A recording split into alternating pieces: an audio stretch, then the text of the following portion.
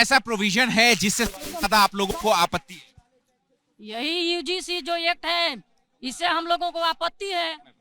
ये जो equity committee में स्वर्ण समाज का पर्याप्त प्रतिनिधित्व नहीं है, पहली आपत्ति ये है। दूसरी आपत्ति ये है कि यदि कोई झूठी कंप्लेंट करता है तो उसके खिलाफ सजा का प्रावधान होना चाहिए, जो इस कानून में नहीं रखा गया।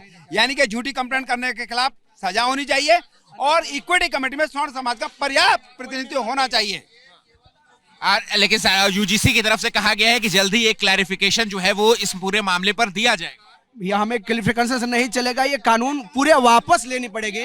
हम वापस लेंगे, हम अपना प्रोटेस्ट खत्म करेंगे कभी जब ये वापस लेंगे। कानून के रहने से दिक्कत क्या है?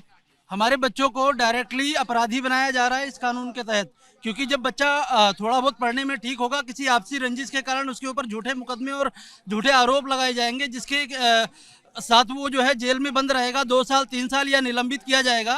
उसके बाद बच्चे का होगा क्या, करियर क्या बनेगा, वो अपराधी बनेगा। ठीक है, और भी कुछ लोग हैं। आप ये बताइए कि ये जो नया नोटिफिकेशन है इक्विटी, इसमें तो ये कहा गया ना कि अगर भेदभाव होगा, भेदभाव करने के लिए ताकि किसी कैंपस में जाति के आधार पर या धर्म के आधार पर किसी तरीके का भेदभाव ना हो, उसके लिए यूजीसी की ओर से ये जो नया नोटिफिकेशन है वो लाया गया।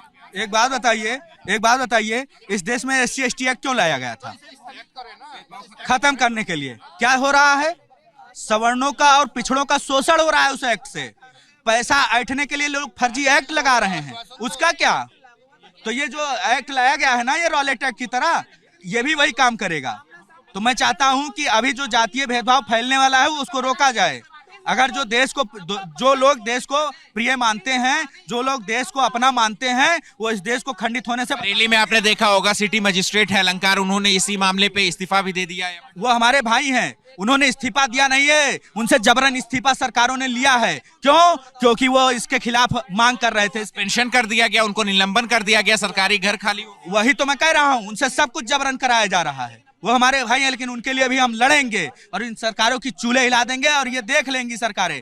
ये आने वाले चुनावों में इनको पता लग जाएगा कि क्या है सवर्ण समाज। ठीक है, तो देखिए यहाँ पर कि ये तमाम जो लोग हैं वो यहाँ पर हैं। आप लोग किस संस्था से आए हुए हैं? भैया मैं सवर्ण आर्मी से हूँ और मैं ठाकुर शिवम सिंह मेरा नाम है। भाई साहब करडी सेना से हैं। आप करडी सेना से हैं, तो ये और आप लोग कहाँ से आए हुए हैं? भैया हम तो बिहार के छात्र हैं।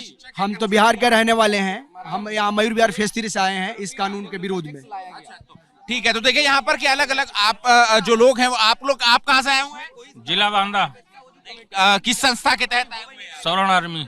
अच्छा, तो देखिए अलग अलग संस्था के जो लोग हैं वो यहाँ पर आए हुए हैं और इस जो इक्विटी रेगुलेशन है यूजीसी का, उसके खिलाफ यहाँ पर अपना विरोध जता रहे हैं। कैमरा पर्सन कपिल मिश्रा के साथ अहमद बिलाल, ABP न्यूज, दिल्ली।